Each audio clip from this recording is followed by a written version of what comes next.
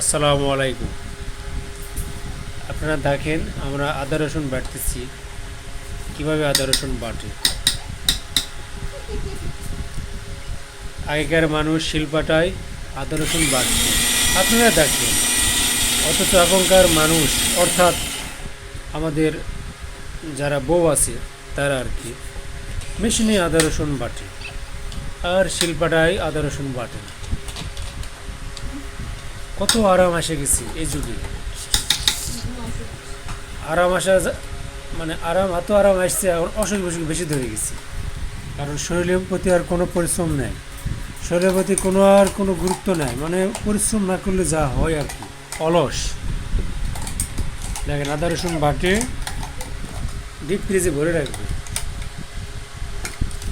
Deep ফ্রিজে ভরে রাখার পরে আস্তে আস্তে বাইর করে রান্না করে করে খাবে।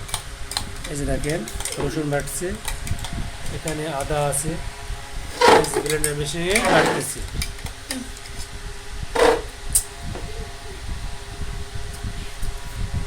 আগেকার মানুষ শিলপাটায় মশলা বাটতো, কত টেস্ট লাগতো, কোনো অসুখ বিসুখ হইতো না। এখনকার মানুষ পাইছে একটা ব্লেন্ডার মেশিন, এই মেশিনে সবসময় আদা রসুন বাটে, মশলা বাটে, খাওয়া দাওয়া করে, আর অসুখ বিসুখে ভর্তি হয়ে থাকে।